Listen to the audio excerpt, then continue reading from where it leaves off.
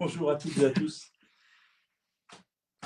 Bienvenue sur ce nouvel épisode au coin du feu, où aujourd'hui j'ai le plaisir d'accueillir Sol, ou plutôt Sol a le plaisir de m'accueillir dans son Dans studio. mon studio, effectivement. Voilà, on va parler de copywriting aujourd'hui, un sujet très important pour les entrepreneurs, même si finalement une bonne partie des entrepreneurs ne s'en servent pas du tout ou beaucoup.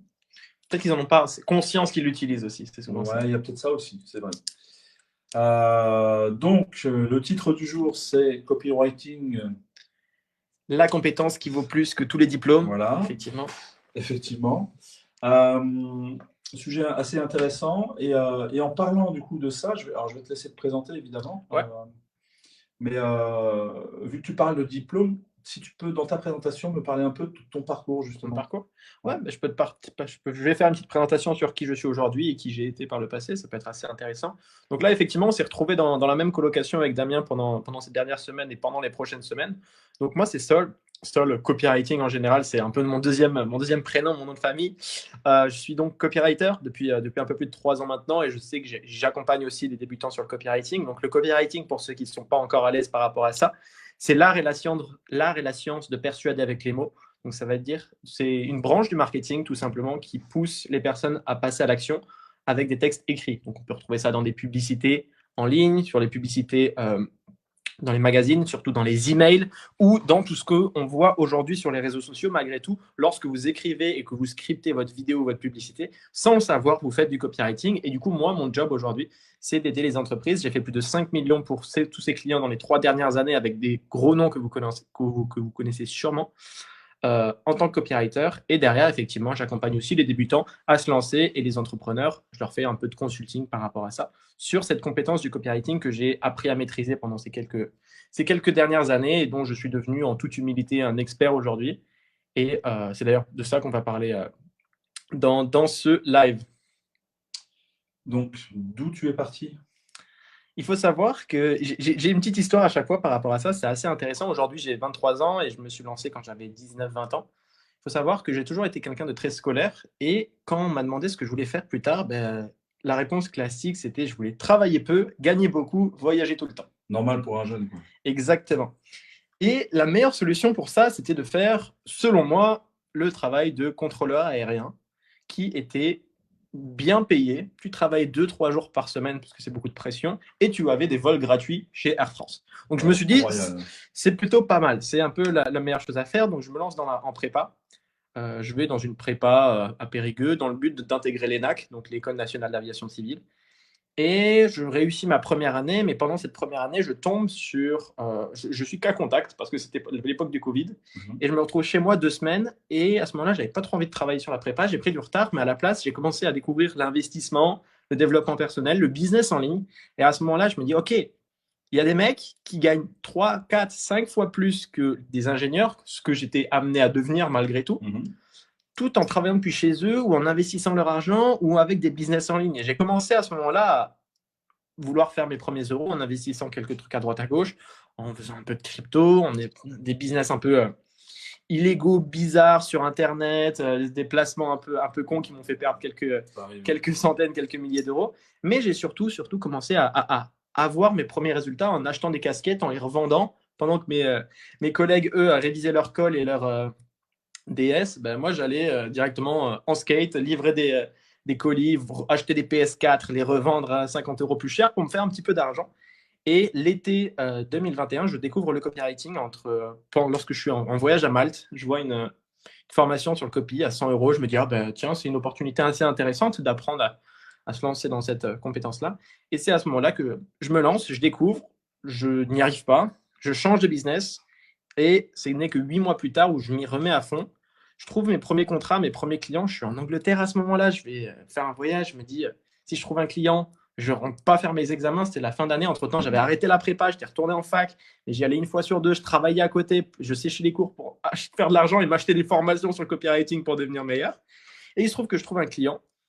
J'y passe 2 mois, 3 mois à fond à prospecter et en septembre 2022, je commence à faire mes premiers milliers, si ce n'est premières dizaines de milliers d'euros en ligne assez rapidement parce que j'étais vraiment focus là-dessus. Et depuis septembre 2022, un peu plus de 3 ans maintenant, J'en vis à 100%. J'accompagne les débutants sur le copywriting. J'accompagne les entrepreneurs, les infopreneurs sur leur copie. Voilà le petit récap de où j'en suis. Entre-temps, effectivement, ça m'a permis de travailler avec du beau monde, de voyager partout et de Tu es souvent en voyage finalement. C'est ça. Là, voilà, ça fait 1 mois qu'on est ici. Moi, je repars dans 1 mois en Russie. Puis après, je repartirai peut-être quelque part d'autre dans le monde dans le but de choisir aussi l'endroit qui me plaît le plus, voir du monde, découvrir du pays. Et ça me permet de voyager parce que je peux. C'est grâce à cette compétence-là aujourd'hui que j'ai développée que je peux être en mode digital nomade, quoi. Et puis une compétence qui te permet d'être en digital nomade. C'est ça. Parce qu'il y a certains métiers où c'est pas possible, mais là, en l'occurrence, c'est royal pour ça. C'est ça. Clairement, là aujourd'hui, que je sois ici ou à l'autre bout du monde, tant que j'ai une connexion Internet, mon PC et mon cerveau pour pouvoir écrire de bonnes publicités ou de bons textes de vente, je reste flexible. Du coup, parle-nous un peu de copywriting, parle-nous j'allais dire de la science du copywriting. Ouais. C'est un peu ça. Ouais, c'est ça, c'est l'art et la science de persuader avec les mots. Donc tout simplement, quand on pense copywriting, déjà la plupart des personnes ne connaissent pas le mot, ils connaissent les copyrights, qui sont les droits d'auteur, mais ça n'a rien à voir avec le fait le copywriting, qui est vraiment dans l'écriture. Donc, ce que je peux dire là-dessus, c'est que tout simplement, c'est une branche du marketing qui est commune à tous les business. C'est-à-dire, c'est un peu l'histoire que va raconter votre business dans son marketing. Par exemple, un exemple tout bête, et le plus connu, c'était par exemple la Rolls-Royce, lorsqu'ils l'ont sorti. La publicité, c'était la seule chose que vous allez entendre lorsque vous dépasserez les 600 miles par heure, on va dire les 100 km/h, ça va être le bruit de la montre, le bruit de l'horloge. Donc ça, c'est du copywriting. Ça veut dire que la Rolls-Royce va hyper vite, sans faire de bruit, et ils le font de manière subtile. C'est vraiment la publicité de manière subtile pour venir connecter aux émotions de la personne. Donc, tout simplement, c'est l'art de vendre aussi avec les émotions et d'aller toucher les personnes en face à travers les mots que tu utilises, comme par exemple Coca-Cola qui sort des bouteilles à consommer avec ton frangin, avec ton voisin, avec un prénom, tu vois ce genre de bouteille. Ouais. Ça, malgré tout, c'est une idée marketing et le texte, c'est du copywriting directement. Ok. Est-ce que tu aurais des tips alors peut-être avant de parler de tips, on peut peut-être aller enchaîner un petit peu plus sur le métier en lui-même, sur la compétence en elle-même. Ouais. Mais après, voilà, si tu pouvais aider comme ça quelques entrepreneurs en leur donnant un petit truc ou deux.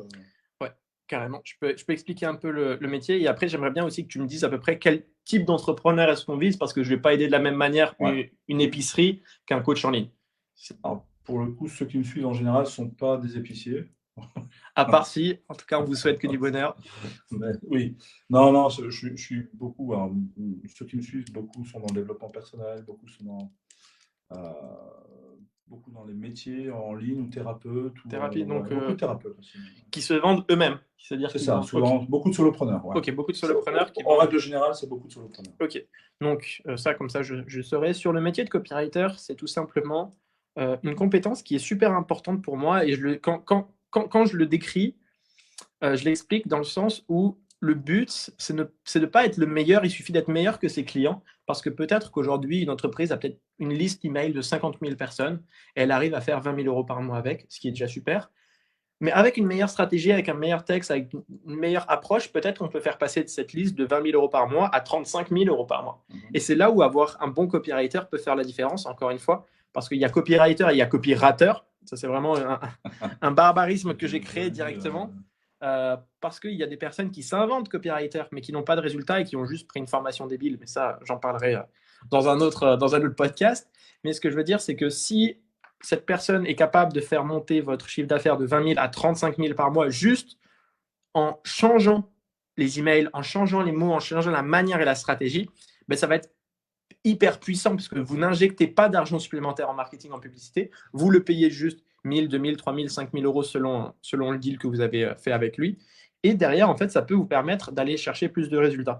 Pour moi, le copywriter, c'est un peu comme la nitro d'une voiture. Alors, on a tous déjà vu les voitures de sport dans des films ou dans les jeux vidéo. Tu es à 200 km/h. Je pensais à un film, là, c'est...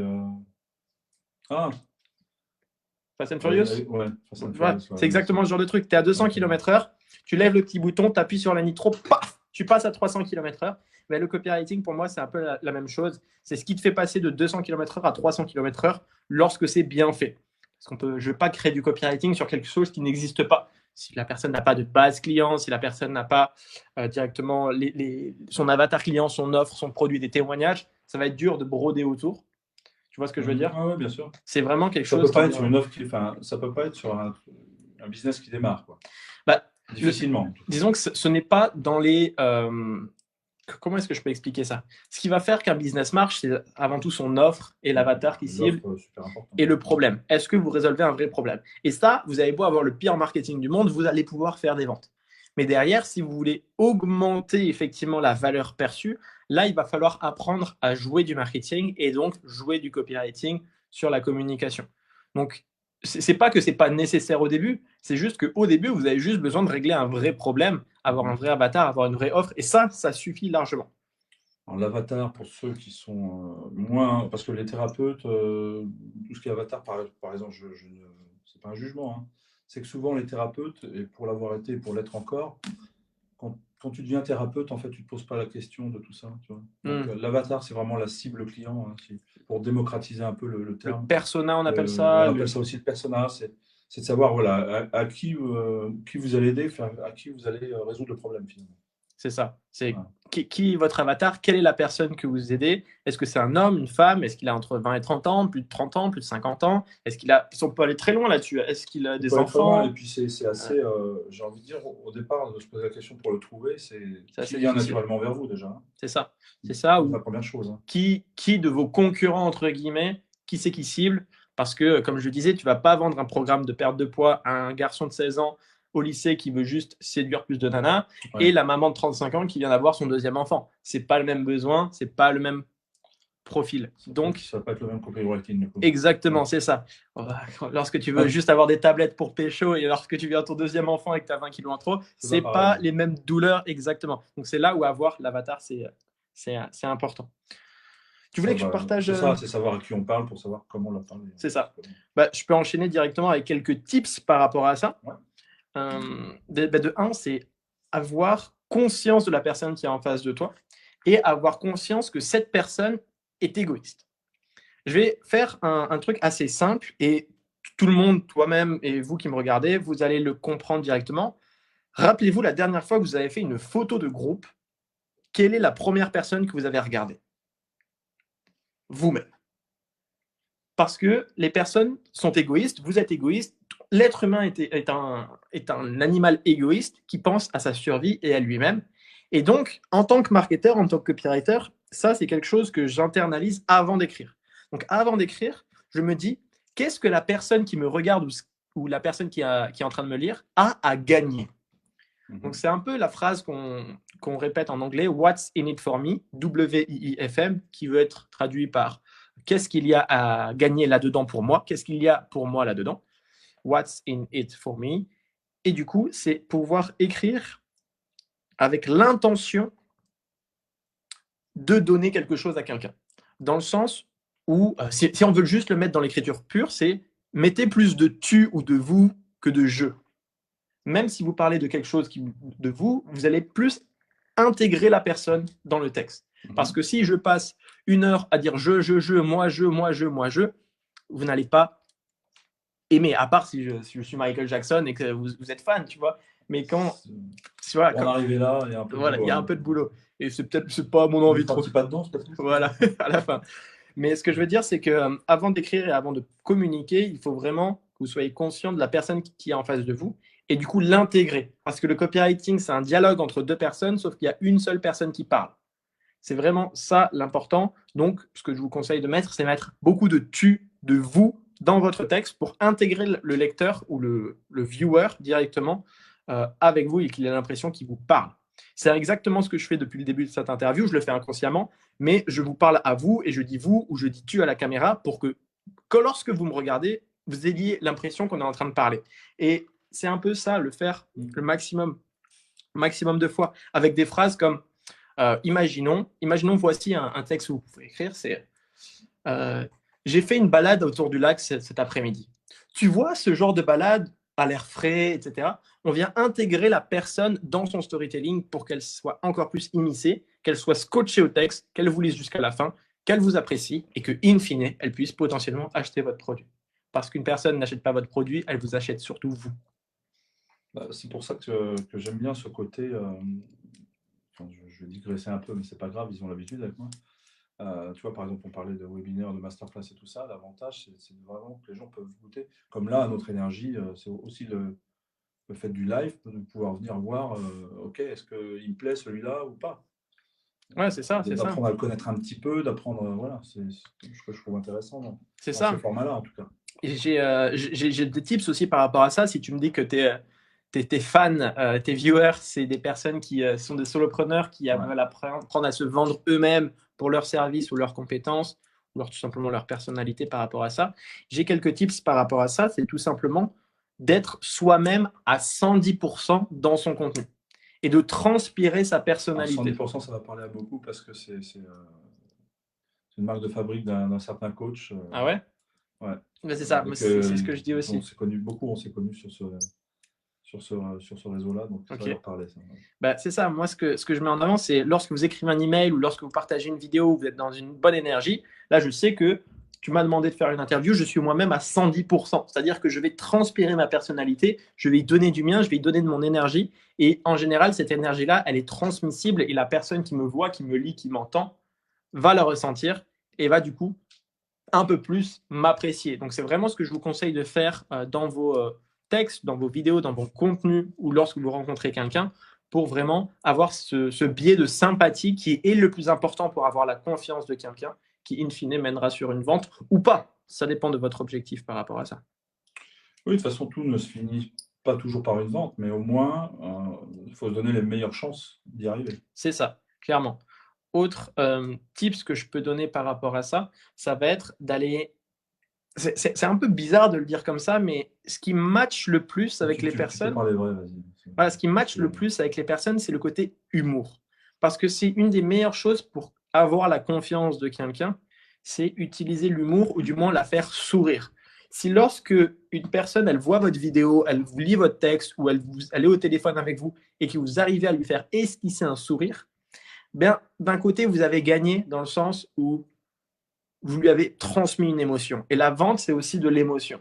Donc, avoir ce côté humoristique, la vente, dans votre vente, ça va vraiment. Ça donne ce petit capital sympathie, je dirais aussi, qui est Exactement. intéressant, ouais, Qui est indispensable. qui est indispensable. Et il y a tellement de négativité dans le monde en général que d'avoir réussi à sourire, à machin, à avoir une bonne émotion, oui, Clairement. ça C'est ça, que ça passe par des, aide. par des petites phrases ou juste un truc qui est très bien aussi par rapport à ça, c'est la personne qui est imparfaitement parfaite.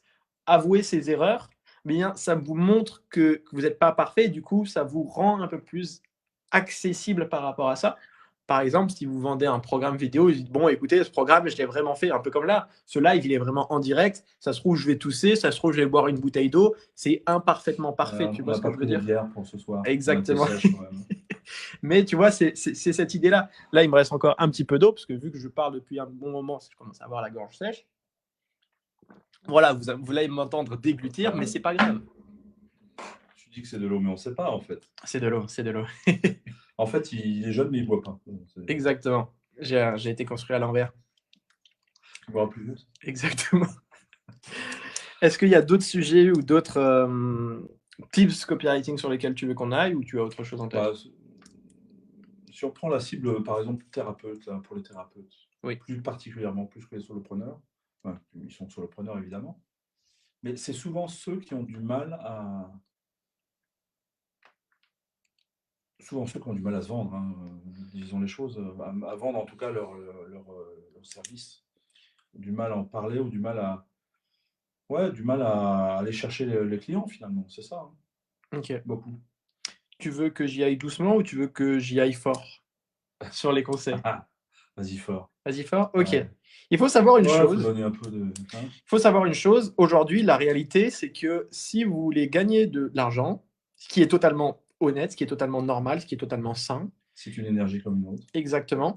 Il faut apprendre à vendre des trucs. Il faut simplement vendre des trucs. Regardez, un travail classique, un travail dans le salariat ou en tant que fonctionnaire, vous vendez votre temps. Donc, vous vendez malgré tout quelque chose. Aujourd'hui, la survie, c'est aussi la vente de quelque chose. Il n'y a que comme ça que vous allez pouvoir gagner de l'argent. Et si vous voulez avoir cette liberté-là, ce côté business, il va falloir surtout prendre ça en compte de... Alors déjà, business n'est pas un mot sale. Hein. Ah non, un business, c'est même Non, mais un mot sain. je sais que chez certains, ça peut venir les chercher, mais Je connais très bien. c'est pas sale et c'est pas l'argent n'est pas sale non plus. C'est ce qu'on en fait. Exactement. Est-ce qu'on l'use à bon escient ou est-ce qu'on l'use à mauvais escient? C'est ça. C'est comme tout en fait. Qu'est-ce qu'on va en faire derrière? Donc ce faut se côté... réconcilier déjà avec ça, ça peut être bien. Sachant que la vente, c'est pas sale non plus, c'est répondre à un besoin, répondre à une problématique, c'est aider les gens. C'est ça la vente à la base, hein, c'est pas autre chose. Hein. C'est ça, et c'est comme ça que je décris mon travail lorsque je l'explique à quelqu'un qui n'est pas du tout dans ce milieu-là. J'aide des gens à aider plus de gens, dans le sens où je vais aider, imaginons un thérapeute comme vous qui trouve 3 clients par mois, à aller en trouver 7, 8, 9, 10, et du coup, par le biais de mon message et de mon travail, vous allez trouver plus de clients, et in fine, vous allez aider plus de clients. Donc, c'est juste une question de win-win-win. Moi, je win, vous win, et vous winnez, et vos clients win aussi. Bon, c'est gagnant-gagnant pour les anciens Exactement. qui nous regardent. C'est ça, pour les non-anglophones. J'étais en train de parler du côté vente, effectivement. Ouais. Ce côté vente, il va être super important parce que il faut comprendre que vous vous vendez vous. Et si vous voulez vous vendre vous, il va falloir surtout comprendre ces méthodes de comment est-ce que je vais pouvoir déjà venir toucher les gens. Parce que beaucoup d'entre vous, lorsque vous vous lancez, vous pensez que ça va être facile, que ça va être... Vous avez l'idée en tête, mais lorsqu'on se confronte au marché, eh bien, d'un seul coup, on se rend compte que, en fait, si on ne connaît pas ces méthodes-là de marketing et de vente, on ne va pas aller très loin. Actuellement, je travaille avec un formateur en photo et en vidéo, le numéro 1 en France par rapport à ça. Et on est actuellement en train de vendre un programme pour du coup les photographes et vidéastes amateurs qui souhaitent en vivre. Et la chose qu'on met en avant dans ce webinaire d'ailleurs, que j'ai écrit pour eux, c'est OK, aujourd'hui vous avez les compétences, vous savez faire des super photos, de super vidéos, mais il vous manque le côté business. Et malgré tout, je préfère être un thérapeute ou un photographe moyen, de niveau moyen, mais avec des clients, qu'être le meilleur, mais sans clients. C'est un peu la métaphore de je préfère être un con qui marche qu'un intelligent qui reste assis. Oui. Parce que, businessment parlant, l'idée, c'est d'aller trouver des clients et d'aller résoudre le problème des personnes. Bah, il y a un exemple aussi là-dessus, c'est pas McDo qui fait les meilleurs hamburgers, et pourtant, Tout le monde va chez McDo. tout le monde va chez McDo, et pourtant, bref. C'est ça, c'est parce que le marketing Les est meilleurs, c'est à la bon. maison. C'est vrai. C'est le marketing qui est bon, c'est parce que les gens, on sait que c'est le facile, c'est le simple, et ça, c'est comme vous êtes, etc. Voilà. Enfin, tout ça, c'est le copywriting. Du coup, Et à McDo, tu peux y côté retrouver marketing. des gens avec beaucoup d'argent, comme des gens très, on va dire, de classe sociale basse, qui n'ont pas énormément de moyens, avec des gens qui ont des moyens. Tout le monde se retrouve un petit peu là-bas parce que c'est la marque de fabrique. Vous, il va falloir trouver votre message et l'incarner à 100%. Peut-être que vous êtes thérapeute, mais que vous voulez uniquement, et vous savez que vous allez uniquement aider les personnes atteintes, par exemple, de... les personnes aveugles. Voilà, vous pouvez être thérapeute pour les aveugles, apprendre aux aveugles à retrouver l'envie de vivre par rapport à ça, ce genre de choses. Ça peut être votre moyen de trouver des clients parce que le marketing, je vois ça comme une cible au tir à l'arc. C'est très simple. Une cible au tir à l'arc, je pense que tout le monde voit ce que c'est. Il y a 10, 9, 8, enfin 10, 9, 8, 7, 6, 5, 4, 3, 2, 1, 0. Et plus vous êtes large, moins vous faites de points. Plus vous êtes précis, plus vous faites de points. Et c'est un peu la même chose là-dessus. Si vous allez cibler les aveugles, eh bien directement, le marché, il se restreint, mais on va penser à vous. C'est comme le médecin généraliste et l'ophtalmo. Oui, c'est souvent l'erreur qui est faite. Moi, je veux aider tout le monde, mais tout le monde, c'est personne. Exactement. Donc, Parce que si les gens ne se retrouvent pas dans votre message, merci, ils ne vont pas venir. Donc, effectivement, d'être bien ciblé, de dire, OK, moi, c'est vraiment ça, c'est les aveugles. par exemple, je trouve que Il n'y a pas photo. voilà, j'entends pas. En fait, il n'y a pas de pub. Je vois pas. J'allais dire, je vois pas de pub pour les aveugles, mais c'est peut-être parce que je ne suis pas. Dieu merci. Mais directement, c'est ça, c'est apprendre à cibler, savoir quoi faire et apprendre à séduire malgré tout. C'est en séduisant avec votre contenu que vous allez pouvoir aller déceler ces côtés-là de l'émotion et de la vente qui vont vendre à votre place, en fait. L'idée, c'est d'incarner et c'est de partager tout ça pour que votre contenu puisse vendre à votre place. Est-ce que tu as un autre tips, un autre axe que tu veux que je développe? Non, bah écoute, c'est pas mal. Après, si vous avez des questions dans le chat, si je baisse les yeux, c'est pour regarder si vous avez des questions. Ne m'en voulez pas. C'est pour voir. Alors, je regarde. Bon, si tu veux développer autre chose, si tu as un truc en tête. Ouais, alors sur la partie thérapeute, ouais, j'ai bossé avec beaucoup de thérapeutes et voilà, la plupart du temps, ce qui me manquait, c'était cet aspect d'accepter le côté business un petit peu et de ne pas aller dans ce qui marche. Je m'explique. Je travaillais avec une agence qui aidait les thérapeutes et effectivement, les thérapeutes venaient avec une idée précise de « Ah, moi, je veux absolument faire ça ». Et parfois, il faut aussi comprendre que ce que vous avez en tête, le marché ne va pas spécialement répondre à ce genre de marketing, à ce genre de message. Donc, ne pas avoir peur d'adapter votre message et de vendre aux personnes ce qu'elles veulent et de délivrer ce dont elles ont besoin. Dans le sens où beaucoup de personnes priorisent les caractéristiques au lieu des bénéfices lors de la vente. Vous allez potentiellement essayer de vendre, imaginons, votre conseil, votre accompagnement, vos séances de thérapie aux personnes et vous allez surtout parler des caractéristiques. Alors oui, c'est un accompagnement sur 12 semaines. Nous allons voir exactement, grâce à cet outil-là, nous allons faire ce genre d'exercice. Ça reste des caractéristiques. Or, ce qu'on veut mettre en avant, c'est les bénéfices. Exemple, je vais prendre cette chose qui traîne sur mon bureau, qui est juste une JBL, qui est une enceinte. Les caractéristiques, ce serait « Ah, cette enceinte peut aller jusqu'à 200 décibels, cette enceinte peut tenir jusqu'à 3 heures d'autonomie. » Ça, ce sont des caractéristiques. Or, ce qui va faire vendre, ça va être les émotions, les bénéfices qu'on va mettre en avant dessus. Tout simplement, créer une ambiance dans la voiture.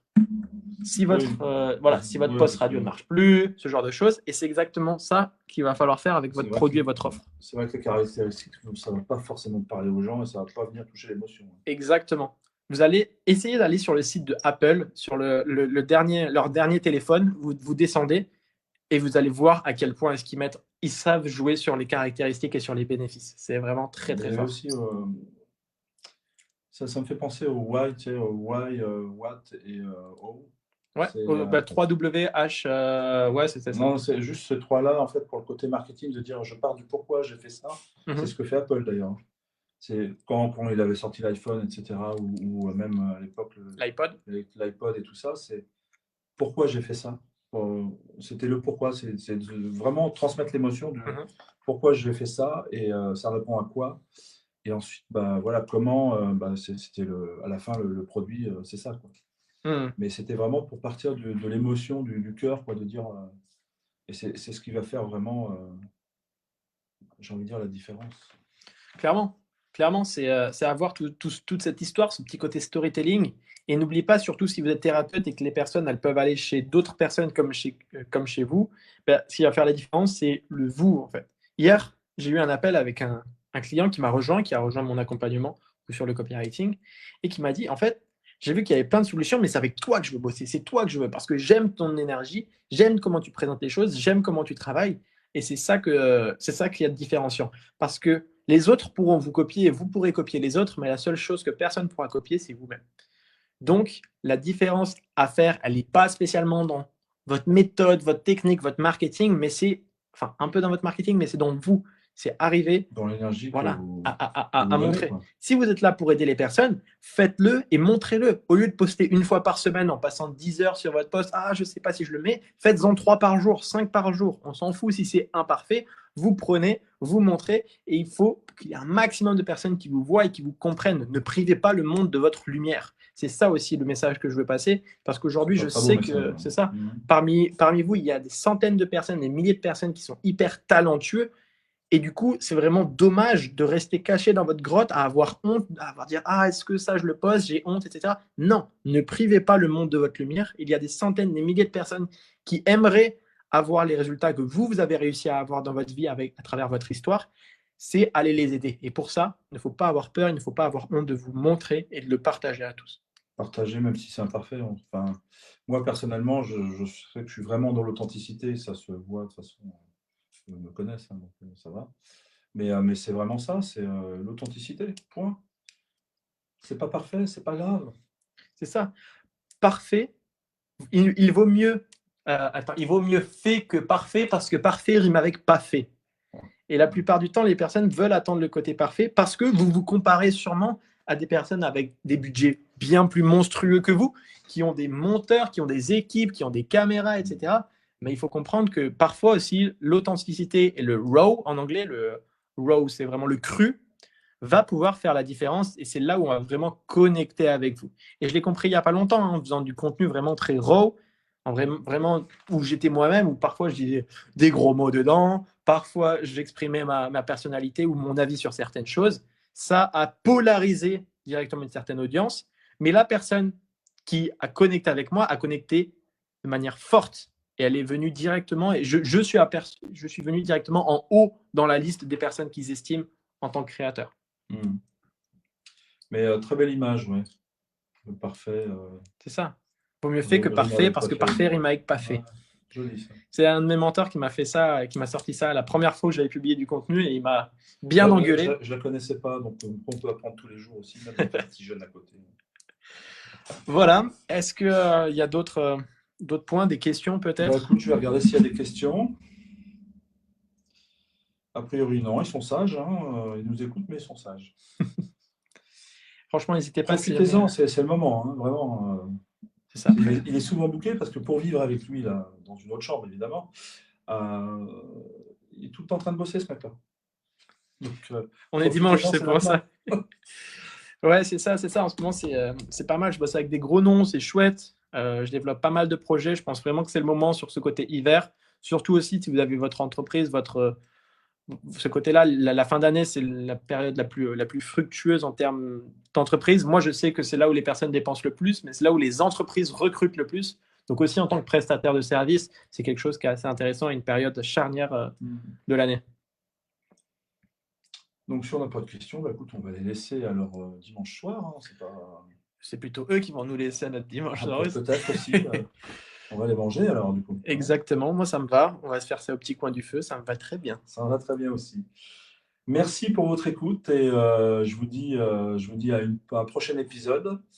La date à définir, puisque je n'ai pas encore décidé, mais il y a de belles choses qui arrivent en tout cas. Allez, bonne soirée à tout le monde et merci Sol pour cette interview, c'était vraiment sympa. Si vous voulez suivre un peu plus, Sol Copywriting, je suis sur tous les réseaux, sur Internet. N'hésitez pas, et de toute façon, si vous avez besoin, n'hésitez pas à me demander, hein, je vous donnerai ces coordonnées, il n'y a pas de souci. Maintenant, on va essayer. C'est les joies du direct. Hein, il faut que je repasse sur mon PC pour couper le truc. C'est ça, parce que là, on a mis setup double écran avec les trucs, mais il va falloir avoir le PC. Bon, les 10 dernières secondes, si tu veux, je peux essayer de faire un pas de danse à la Michael Jackson. Ah bah voilà, c'est ça. C'était ça. Alors, attends. On avait dit, si tu nous fais un petit pas de danse à la fin. Vas-y. Tu vois, mon PC, il veut pas. Oh, mais je vais devoir le refaire, je vais devoir me relever, là. Tant pis.